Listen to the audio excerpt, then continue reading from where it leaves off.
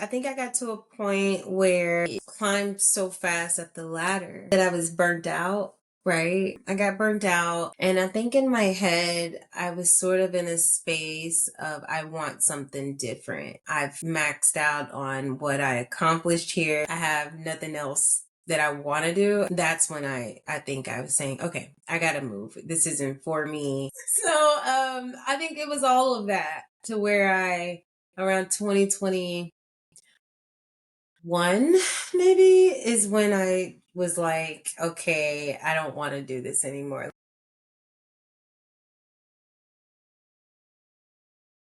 Hi, everyone. This is Kirsten, and thank you for joining the Relocate Podcast. So, today I have a lovely lady who relocated from Oklahoma all the way to the Austin area. Just a little bit about her. She is a serial entrepreneur. She is definitely doing a lot in the Austin area within her field as an HR specialist. She founded her own local community pageant.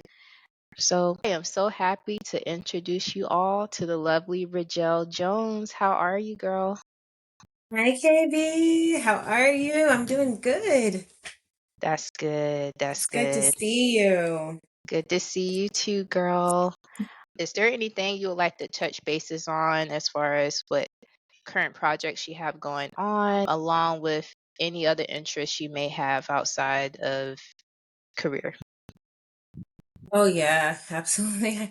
Well, I can touch on a few things. So, I guess my recent project that I'm working on is with Black Girl Think Tank. That's been one of those passion projects that I've become an ambassador for. As anyone knows me, I am all about women empowerment. Like I am just nuts for it. And so, even with Black Girl Think Tank, it goes even further because, they're focused on women entrepreneurs and ladies that may not even know the way that can Yeah. get with ladies that can pave the way and create, just some really cool memories for the Austin community. So really, really have been having fun with Black Girl Think Tank. And then DreamCon, I think we were talking about that a little earlier. How I decided like my world and that world just does not go together. And so but I decided to do something different. That's like this year is like a year of reveal where I am just doing things that I never thought I would be doing. And one Okay, of those love things that. is that, yeah, it's comics. I've never been into comics. So DreamCon was fun. I've been marketing with some people there. Okay. I failed to mention that I knew nothing about DreamCon until last year when they came to Austin for the convention, and I didn't realize I had so many friends who were into just that scene of like anime and Mhm. comics and gaming. That was a fun weekend. And I did not go to the convention, but people were dressed up all over the city going to events. So much fun. So much fun. Yeah. So much Yeah, it fun. was a lot of fun. So I'm glad that you went and you've had that opportunity to really dig deeper into your bag of creative Yeah. activities and engagements, and were able to network during that time. So gotta love it. Gotta love Austin for it. Oh my gosh. Absolutely. Yeah. Yeah. Okay. So we know a little bit about you and what you're currently doing in the area, in the Austin area, but we all know that your journey did not begin here. Can you walk us through how you ended up in the Austin area? Wow. It's actually a funny story. So I'm a military, as you know, I'm veteran, and my Yes. ex-husband as Thank you for well. your service, girl. Thank you. Oh, thank you for your support. Yes, Hua. Um, but yeah, his dad, my son's dad, he was stationed at Fort Hood, and now it's Fort Cavazos, but at that time it was Fort Hood. And so what we decided to do was at the age of 10, Javon, that's my son's name, Jay. At the age of 10, within our divorce, we decided that we would let him stay with dad for those 8 years because he wanted to teach him how to be a man or whatever. So I was like, okay, we are approaching, the 10-year mark. Um, I'm getting out of the military at this point, and we need to kind of find out where we're gonna like really, really put our roots, right? Because we every 2 to 3 years we're moving. So I got a map of Texas because I knew I was going to be in Texas just because dad was in Texas. And I didn't want to have to make that, complete jump from state to state again. So I did know that we were going to be in Texas. So I got that map and I gave it to my son. We were at dinner. And I gave it to my son and I was like, okay, baby. I was like, I need you to tell us where we're living next. And I said, point to wherever on the map that you think mommy and you should land. And he pointed to San Marcos, actually.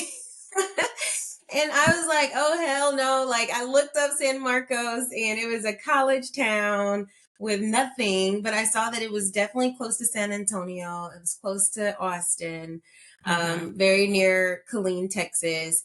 Um, However, I was just like, that ain't gonna be for us, boo. So let's find the next neighboring city over.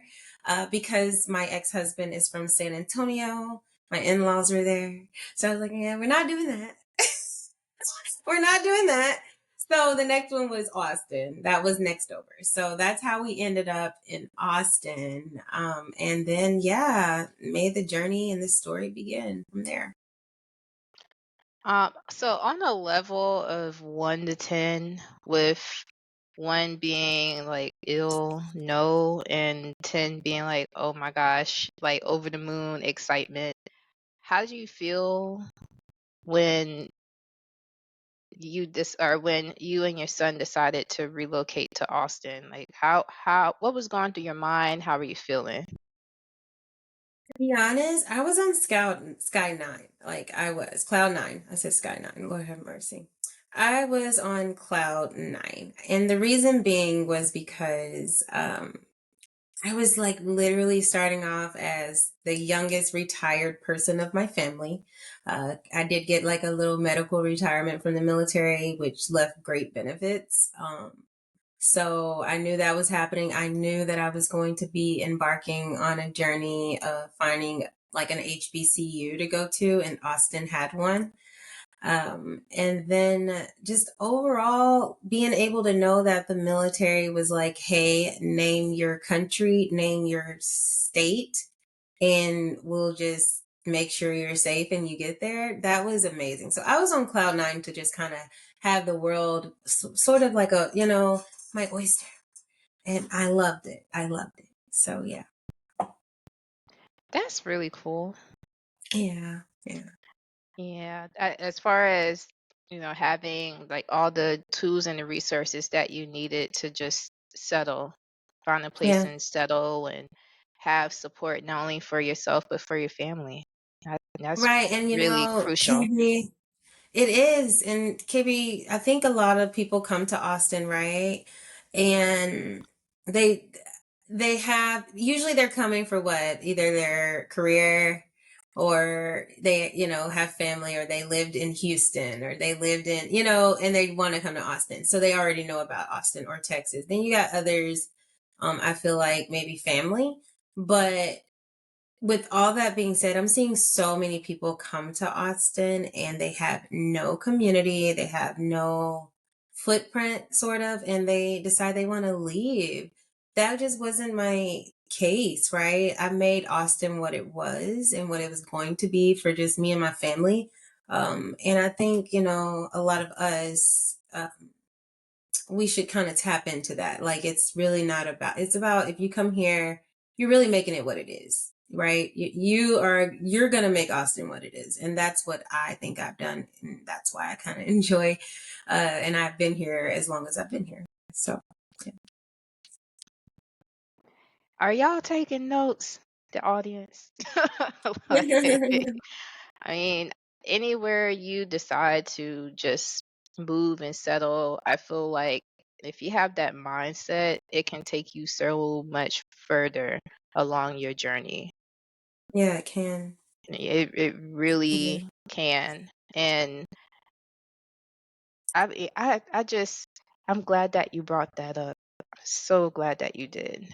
Because part of me creating this platform is to encourage people who may be in a position where they are either moving to a place where they would have never imagined themselves being in, or they're currently in a place and they don't really enjoy it right now, or in this moment. They're probably listening, they're just like, I'm ready to move on to the next city or move back home because where they are is in front for them. um I like to think that if more people had that mindset of just li- being open, uh things would be a lot different. Yeah. Yeah, Yeah. I agree. Yeah, that open-mindedness is key. um so what part of Oklahoma were you in around this time when you made that decision? I was in Lawton, Oklahoma. Fort Sill, Lawton, Oklahoma. It's like maybe an hour from Oklahoma City. Not sure listen, military girl and still don't know her direction, but I'm assuming it's north of OKC. Nope, I'm sorry. It is southeast of OKC. Okay. Mhm. And where you are now, you're it's kind of like a similar setup, right? Where you're close to Austin, but you're not like in the city limits. Is that correct? That is correct. Okay. Hmm. Yeah, you're yeah, not too far from the city, but far enough to where you can kind of have like that peace and quiet and Right. yeah. And you know what's so funny is a lot of people are moving more so on the outskirts, right? Austin has gotten really expensive. But I will say the outskirts are no different in a sense, but I also know that to me, being downtown in the midst of it all, right? You do kind of end up losing yourself a little bit into that Silicon Valley type of lifestyle. So yeah, it's that peace and that quiet and just really being able to zoom up 130 and get to Austin within 20 minutes. So it works out for me. It's the perfect happy medium, I would say. Okay. And it was that something that you had in mind, and was it when you made that move, and was it kind of like based on how your experience was in Oklahoma, kind of being on the outskirts of the main city? I think because although I grew up very different than most, I didn't start my younger years in the United States. So I've always sort of been in rural areas. Even when I lived out of the country, I was in rural areas. So I'm more so used to that. And I guess I get that maybe, what's the word I want to use? Overstimulated, maybe is what I'm trying to say. I can get overstimulated quite fast. And so just really has always been me because I've always been in like a peaceful state wherever I've lived, even growing up. I was raised on a farm, in the country. So Ooh. um yeah, very peaceful and very just slower. Yeah. And Austin, in a way, like it has kind of like that feel, and even the outskirts too, it kind of has that feel of if you really wanted to just set aside some space to be able to have a farm. I've seen people like on my commute just doing that. I think I've seen like longhorns, I've seen cows, I've seen chickens. Is it that type of farm, or was it more of like a Tomato farm. tomato? It was Okay, a gotcha. yeah, it was a tomato farm, and we also had a chicken coop as well. But then we did have horses. I remember getting my first horse, or it was actually a donkey. My Oh, grandfather got me a donkey, and I still don't know what happened to that donkey. I had it for like a few years and then it went away. And nobody told me what happened. But but yeah, so that's kind of what our farm looks like. Our farmland. Okay. Yeah. Okay. I like that. We kind of grew up a little similar. I mean, Oh, my nice. folks they like my mom, she had a garden. And she Mhm. had a lot of different veggies, and we had like a pecan tree. Um, Mhm. yeah, like when she was younger, like my folks had farm animals. Yeah. My uncle that was married into the family, like his folks had a farm, and for a long time, like I didn't really know what uh grocery store meat was like because we Oh, just got it from the farm. really? Yeah, girl, we like I saw the chicken's neck wrong and everything. Close your ears, vegans. The chicken's neck just got That is so just right. funny. Oh my gosh, good times. No, Good. so did you were you kind of in the space where you could pick plums off of a tree and the berries that were on the bushes, you ate those and the honeysuckles, all of that? You Yeah, experienced all of that? Yeah. yeah, Ugh, yeah. I miss it. I miss it. Oh, good times. Yeah. Good times. But I wanted to move to a city after all I that. look a city girl though. Yeah, I'm like, Me can I too. have I was take both? that. I kind of want both if I can. Can I get the farm in the city? I don't There know. you think we can.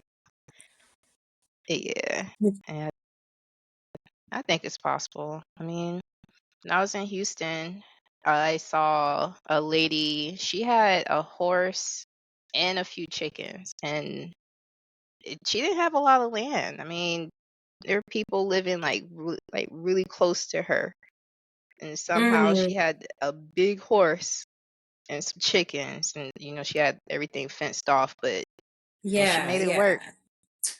Hmm. I guess that wasn't an HOA for sure. Probably not. Okay. All right. So you made it to Austin or to the Austin area. Um you settled in the area, but at what point did it feel like home to you? I mean, does it even feel like home to you? I don't think well, they say home is where the heart is, right? But I don't think anywhere will feel like home, honestly, until I like build that complete family in a sense. I think that's what's gonna feel like home. Having my son, he just came back this school year because he wanted to go to private school. So like having him back, it's felt more like home now. But I am such a domesticated person where I have to serve others. So right now, like being an empty nester for as long as I have been, and then him coming back and him coming back as a 16-year-old, it's kind of like, I'm feeling a little like, where is home? So I really do believe that, you know, as I build my family, wherever we land, that's going to be home to me. Um, but at the same time, Arkansas is still home to me as well. So this is just temporary. Okay. So there may be a time in the future where you think maybe you would want to leave the area. Well, this area that I'm currently in was more for an investment. So if the question, I guess, is will I leave the Austin area? Probably not. Okay. Or maybe the Central Texas area? Probably not. But I don't see myself in the next 5 years going anywhere for sure.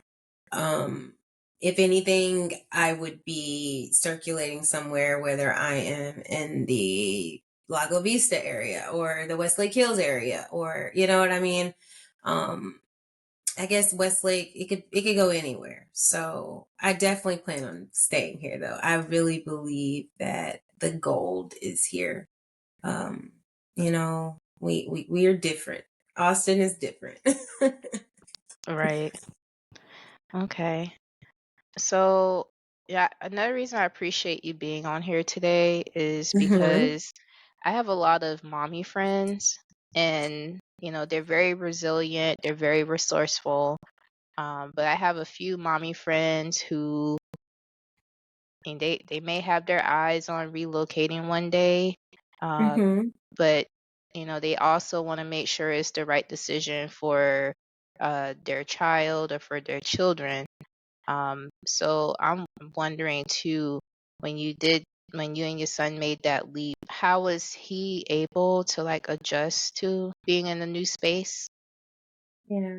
Well, I think it was easy for him. I'm a little different because he was a military baby, right? So he Mm-hmm. was used to switching spaces every 2 years. I remember when we landed in Round Rock about 7 years ago, and we were there for 5 years, 4 years, 5 years.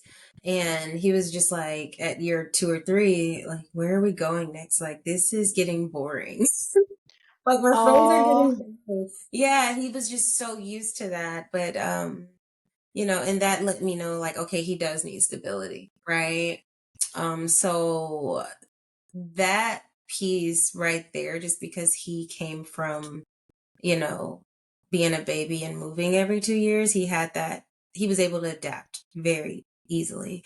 But I would also say that it wasn't hard to find a community here. I remember when we first moved into our apartment, and it was a young lady. She was just a fur mom, a fur baby mom, and she took her babies very serious. And so she was really supportive, right? She made him feel so welcome. She would, make sure he had all the treats after school and things like that. Then you had a family underneath me. They were a nice Indian family. And soon as we got to the apartment complex, like they welcomed us, and they gave us a pie, and the daughter oh, ended up being his age. So they were able to walk to his first day of school together. And, it was things like that where I felt community in Austin. Everyone was like, the hospitality was off the charts for him, so he just kind of weaved right on in with the rest of them. And I don't see any reservations, even in the learning capacity, right? The education capacity.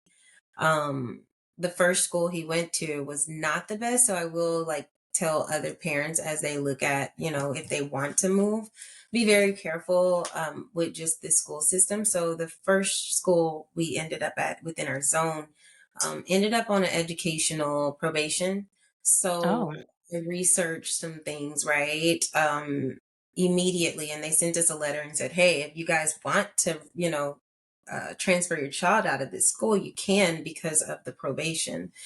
And when I researched, I was loving the fact that you had multiple elementary schools to choose from. It wasn't like you were just stuck with that one elementary school doing it that one way. I oh, found a yeah. STEAM, yeah, I found a STEAM academy in the area that was a public school that he was able to transfer to. And to know, like, you don't hear about STEAM academies at all, really. And this academy was an elementary school that was off the charts. And so, yeah, I think for them, it's just going to be definitely to research the area to make sure that it is like a family oriented area, which I think I did it based off of grocery stores.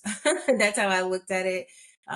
If I saw that it was a nice grocery store in that area, that's kind of where I wanted to be. And I surprisingly got lucky every single time with the locations that I chose. Or maybe it was just strategically. I wouldn't say that was luck. But yeah, just the areas I chose was just phenomenal for my son and his growth. Okay. And you know what? I think I've heard too that if there's a Starbucks in the area, that's typically like an area you want to target for schools as well. I don't know if that's a Really? thing. Yeah. I'm gonna take that one down. I haven't heard that one yet. I'm sure if there's a what do they say, a Whole Foods? Oh yeah, that too. Whole Foods. Target and a Whole Foods. Yeah. Yeah. Hmm. Okay. But yeah, grocery store, I mean that makes a lot of sense too, because I'm thinking now, like the growing up, the closest grocery store for me was like maybe 20, 30 minutes. Yeah. Yeah, like I mean, You I have to feel do like I some went to a pretty traveling. good school, yeah, but it didn't have a lot of options as far as No. education. So, if you want plentiful options, like plenty Yeah. of options, yeah, it's definitely a Austin plus was to look great. into. Yeah. Mm-hmm. Look into Mm-hmm. the grocery stores, look into the Starbucks, look into the Whole Foods. Okay. Were there any other resources that you tapped into for support I'd say and for that so. community? Yeah. Yeah, I would say so.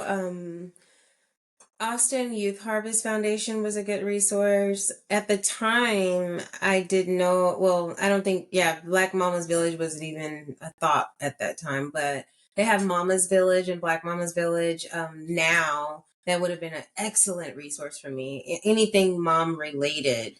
Um, yeah, you can go and kind of, see them. But outside of that, I think for me, I was really focused on my civilian career, right? Because I was leaving the military. So I had this militant mindset.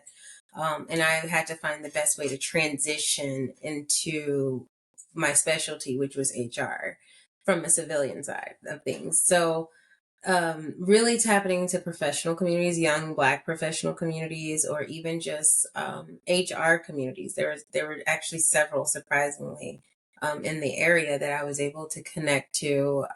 Some people became, friends to this day, that have supported me personally and in my career. Um, yeah, like who else did I tap into? I think I found, a church home that was really nice. So I always believe in finding your church home.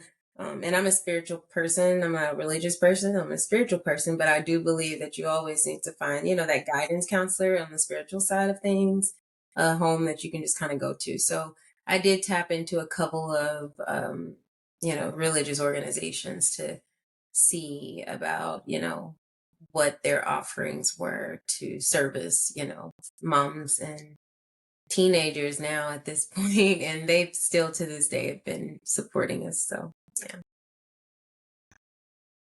Okay. So before transition to discuss more about how you transition out of the military Hmm. uh, and went through a new journey of post military life. Got one more mommy question.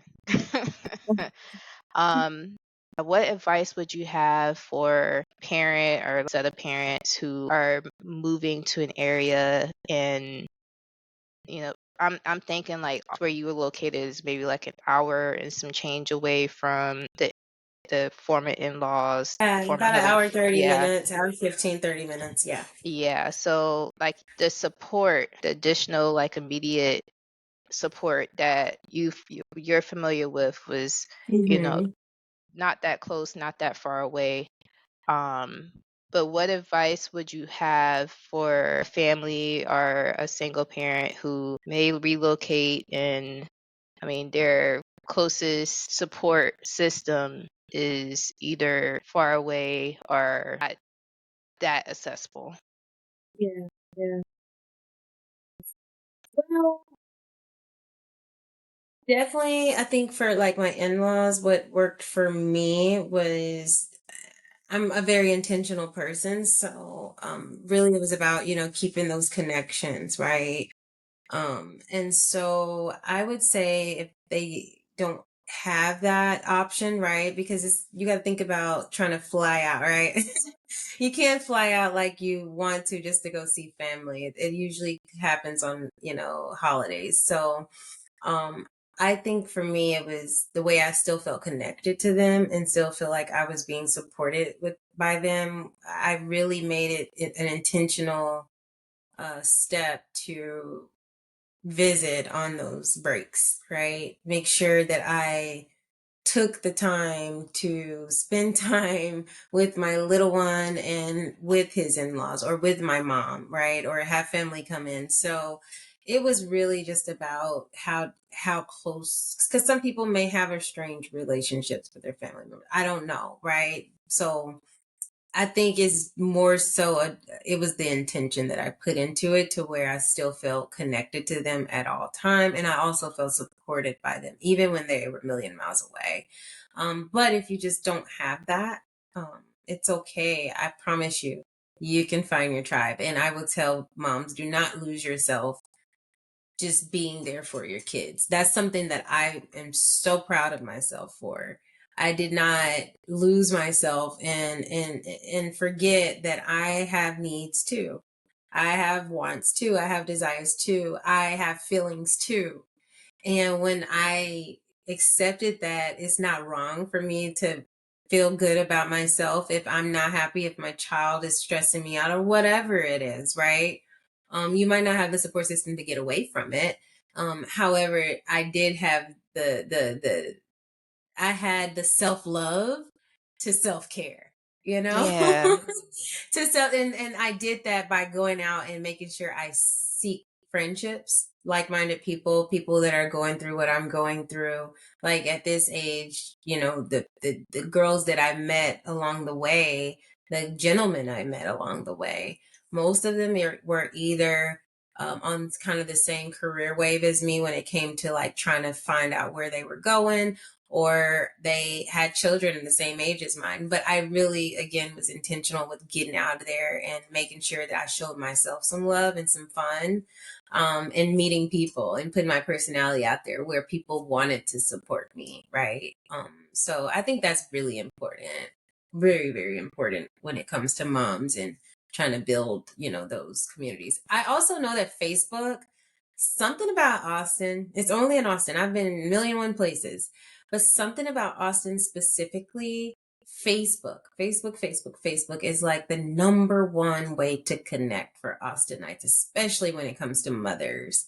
Oh. You see moms all of the time on Facebook, like, hey, you know, I want to get the, like, we just moved here because we have so many implants coming in and nobody knows each other. So they get on Facebook and they're putting out these, hey, PSA. And it's beautiful to see because you really see people that's coming from all walks of life saying, hey, we don't have a community. Let's make one. There's so many little makeshift groups of moms everywhere in Austin that really just Yeah. use Facebook. Yeah. I'm not on Facebook, so that's good to know. Yeah. Yeah. I am actually taking a social media break. The only thing I'm really focused on, and maybe it's like a content branding, rebranding thing, but I'm trying to put more time into like my TikToks and stuff like that. So I said, I'm gonna take a chill on Facebook and Instagram.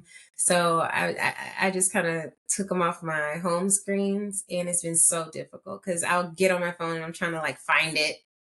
I'm like, I don't see Facebook. And so I'm getting to the point where I'm trying to go into Safari and type facebook.com, and I'm like, okay, you're doing too much. You're not supposed to be on Facebook. So yeah. But it's a good community to have. Yeah. All right. So now let's talk about you and talk about your transition out of the military. I like to know, how was it like trying to find a job after you moved? Because I retired, I already had income, right?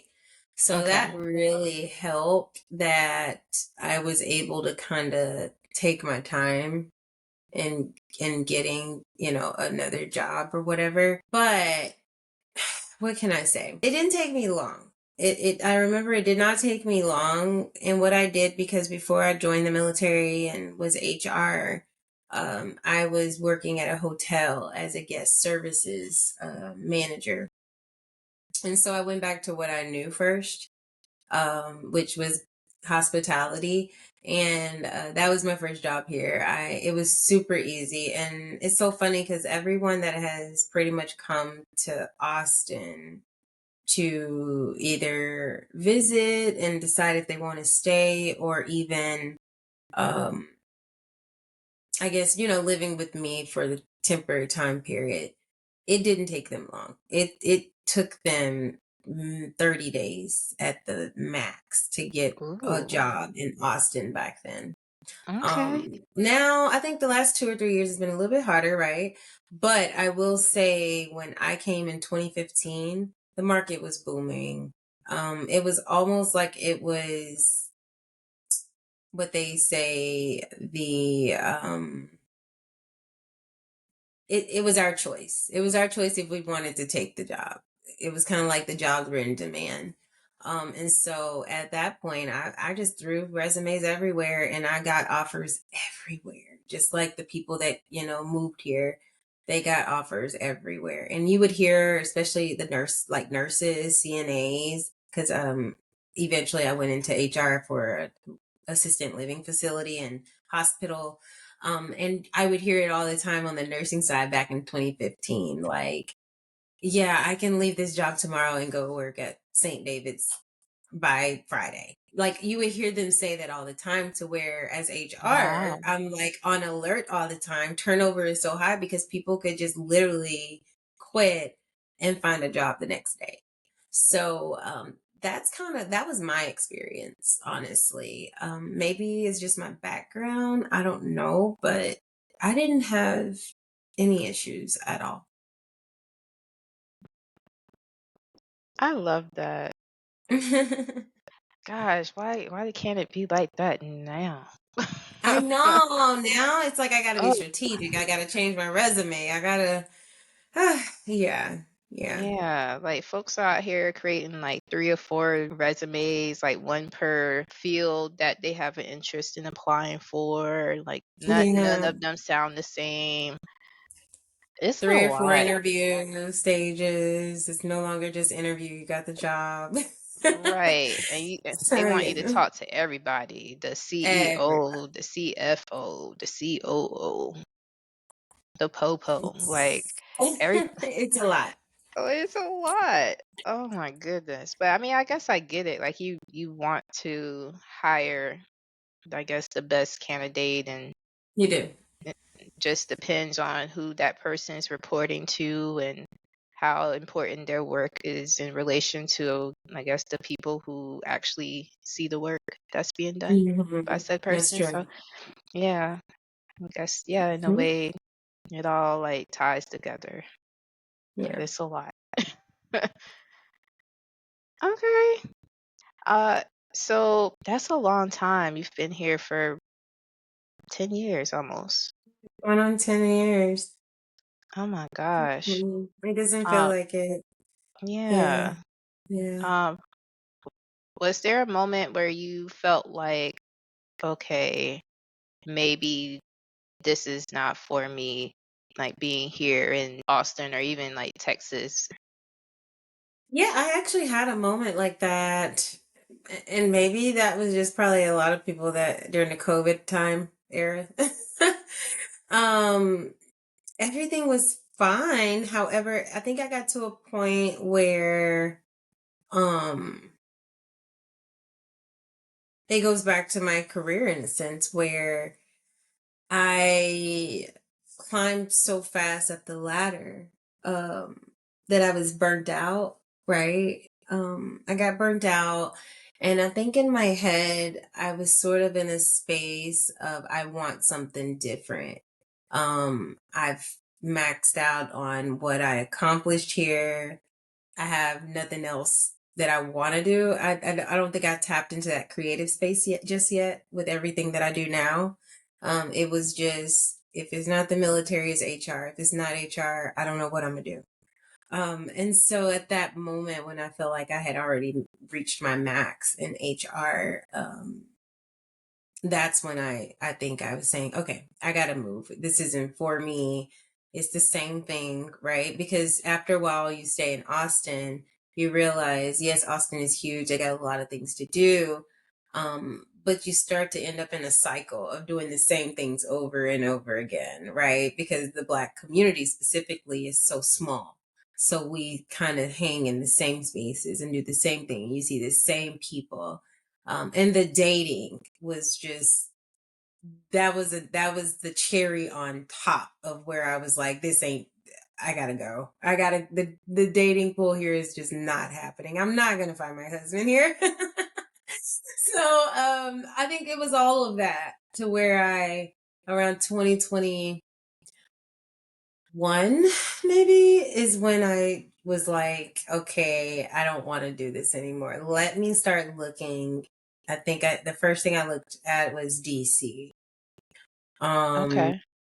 I got really close to moving to DC, and then I got a completely different calling that came out of nowhere. Um, and that is what made me stay. And then, like, right after that happened, it was like God was telling me, like, yeah, not yet. I was just giving you tools. Now it's time to crank it up a notch. You know what I'm saying? That's kind of what I got from him.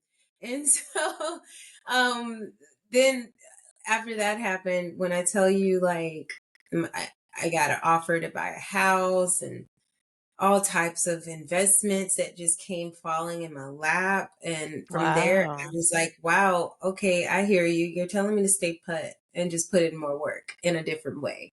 So that's where I kind of let off of the HR pedal and start putting things like my passion, looking at my passions, looking at what makes me, going back to what makes me happy, right? And applying pressure in those areas. And then that's where I feel like that light, that fire inside of me was reignited. And then I felt like, okay, I am where I'm supposed to be. Um, so yeah, that's kind of what it was for me to get me to stay. But around 2021 is when I thought about it. And what would you say would be the greatest like lesson that you've learned throughout all the time that you've been in the Austin area? This is, oh wow. The biggest lesson that I learned was that there's a 6 degree separation for people that you meet in Austin. 6 degrees. Be careful. You know, one of the things is be careful of how you speak to, on people. Um, just who you mention in rooms. It's super important here. I realize because it's such a close knitted environment. You Oh might have yeah. one person that know, the person that you mentioned, but it's that it goes, it's a 6 degree separation everywhere. So just be careful with the company that you keep and the things that you speak. Because Austin is small and you could easily, as an entrepreneur, lose credibility here. Because people base things off of your word here. It's your word, it's your commitment, um, it's your consistency, right? Being consistent with what you provide them, which ultimately leads to trust. So building trust here is definitely based off of, how you're spoken about in other rooms and how you speak of others in certain rooms. Huge lessons learned there. Oh my goodness. Yes. Hmm. And I've noticed that too. Whenever I hear about networking events from people in my circle, almost every time I attend, I see at least a handful of people I already know or people that I'm familiar with. Yeah, yeah, that separation is something serious. Yeah, like I've actually found myself like if I really want to go to a networking event, but I want like a fresh set of like people, I guess per se, like I really want to like Hmm. kind of branch out and I guess it's good to go to a networking event and see people you already know. It probably like would make you feel a lot more comfortable when Right. speaking to others, but sometimes, I say to myself, well, I just want to meet like new people, period, and just kind of go in and I don't know, in a way like be more of myself. Like I don't know. Um, Mm-hmm. but I'm looking Mm-hmm. for the events where okay, th- this doesn't seem like my group per se or like people I would typically be around, but it's different and you never know what opportunities you may get out of that, or people that you Absolutely. may come across. Um, so that's something I've been keeping in mind. I don't know if you've had like those moments as well. Oh yeah. Oh Okay. yeah, DreamCon was the last, incident. I actually met a photographer there, and I'm sure later on we'll talk about my a couple of my projects, but um yeah, he was amazing. And he was like, I just do this for fun, right? I never would have met that connection at DreamCon, or had I not went to DreamCon, I would have never met him. But he was like, I love just photography and cinematography for fun. And I would love to just do help with your project and, you know, do the content for it. And it didn't cost anything. So, like me as, as an entrepreneur trying to make this happen, it's so important when you have people just kind of show up and volunteer like that. It really, really, really means a lot. And so, yeah, being in that DreamCon space, a world that I'm not familiar with, and meeting that gentleman, um, that has changed the trajectory of, my finances for this project that I'm working on. I mean, immensely when it comes to photography. Those were 3 different events that I'm putting on. So, yeah, little goes a long way with just one connection. One connection. DreamCon for the win. Love it. DreamCon for the win. The HBCU attended. Quick Hmm. question, was that something that you did like after you relocated or Yep. was it okay, gotcha. Yeah, Okay. yeah, I did that after I relocated. That's when because essentially when I joined the military, my husband at the time, I'll say that. My husband, he did not join the military yet. I joined first. I let my service kind of pay for his education, and then we flip-flopped. My His service paid for my education once I got out, got career out of the way, and started looking at more family things. So that's kind of the setup we had, which is kind of, yeah, we're a great team. We're such a great team. Even after the divorce, we're just such a great team in how we made sure each other came up no matter what. So it's pretty nice. I love that. 'Cause I Yeah. mean, I'm like now thinking about your accolades. You've done so much. Like you really just kind of came here and you saw and you conquered. You went to school. You're doing very well with your career. You were able to pivot out of the military and do very well. And then you have a family. Like you've been Mm-hmm. able to like do all of that. And I just want to give you your flowers Oh, because there are people with no kids that probably are struggling. I mean, I don't know. I had my moment of struggle, but we all do. um, yeah, Mm-hmm. like we all do. It's just in different ways. But you've been able to make everything work. What contributed to your success upon arriving in Austin and going through all of these years of building and making the life that you want for yourself here? I think it's my resiliency. It's my story. I have a very unique childhood, that led to um, different walks of life, meeting different cultures, meeting different um, personalities. I was exposed to those things at such an early age. Um, I mean, I'm thinking about it like I was born in the mid 80s, and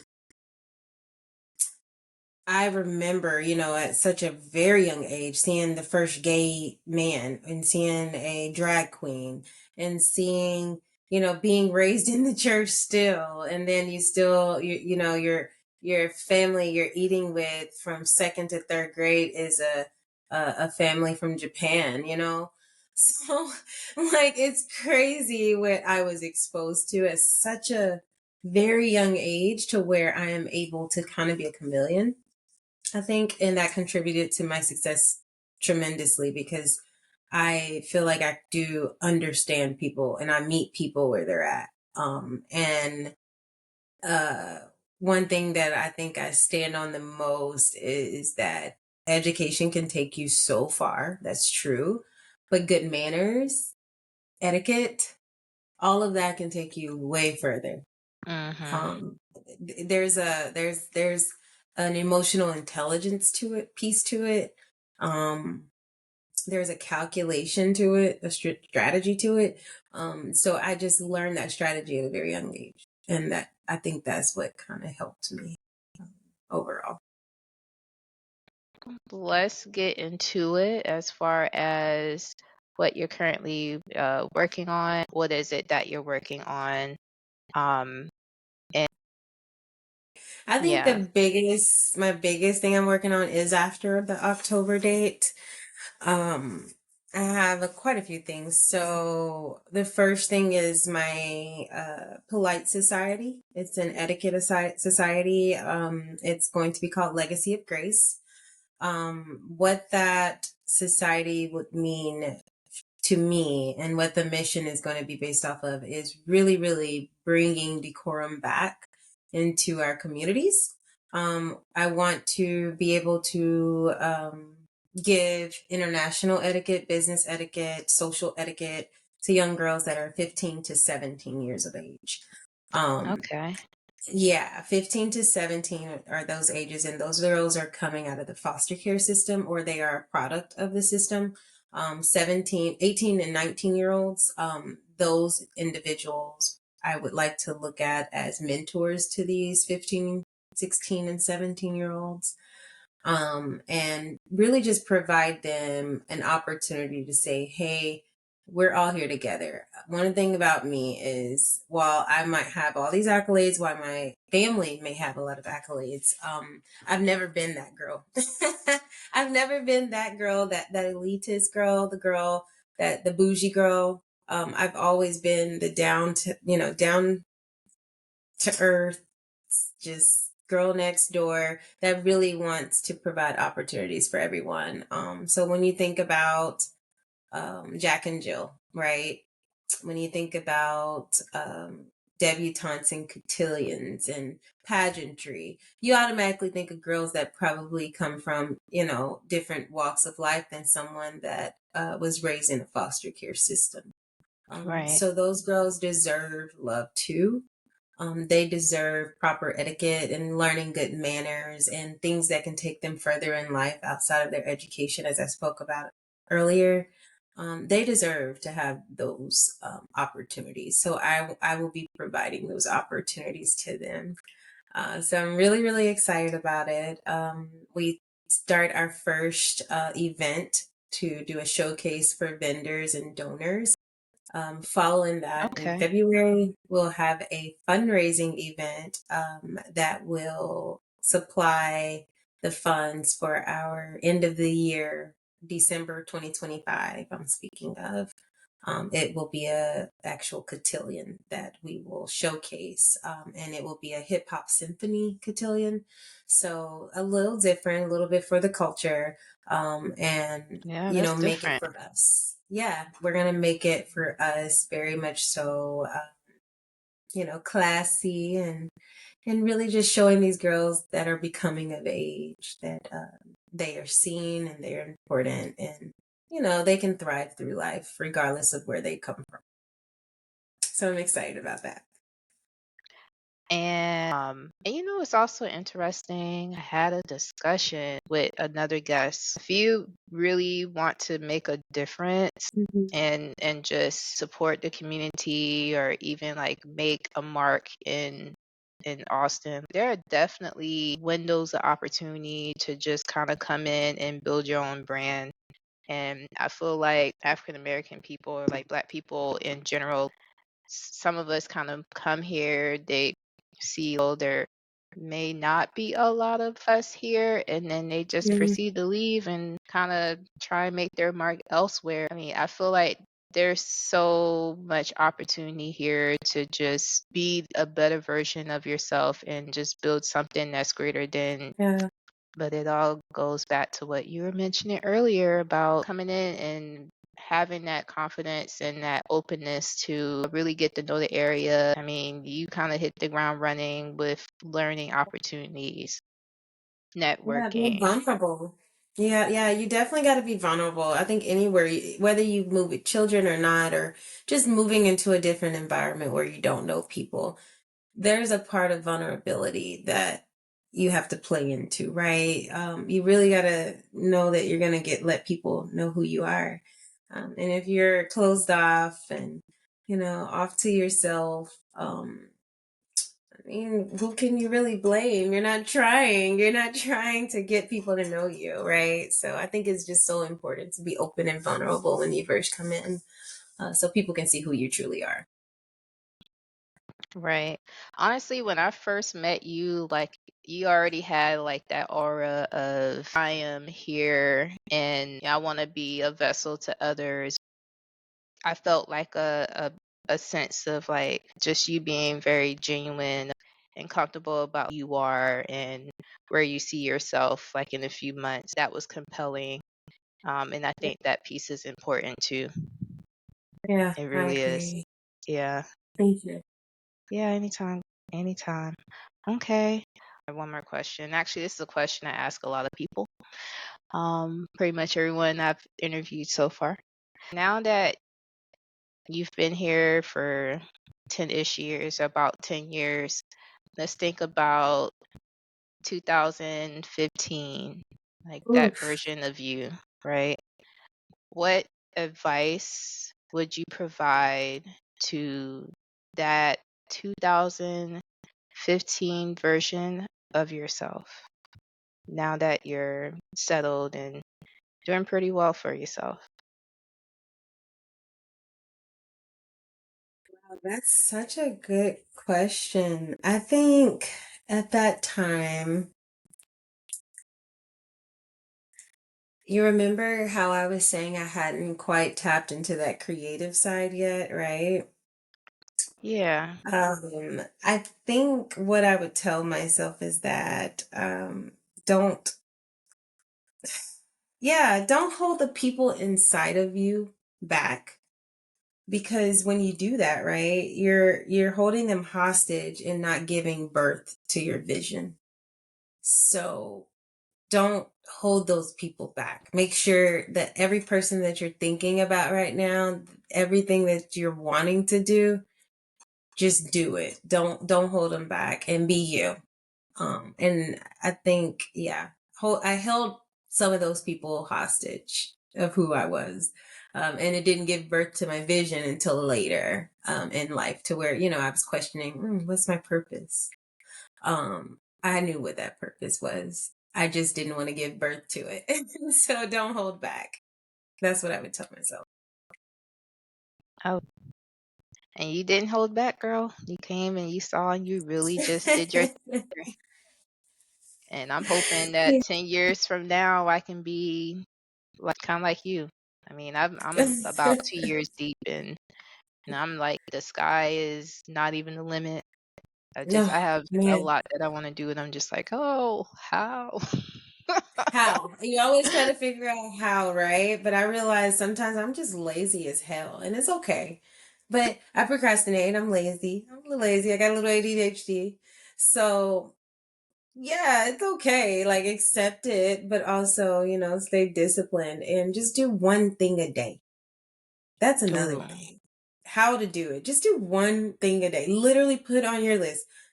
I got to do this. I'm only doing this. Like, I know this is a huge, elephant.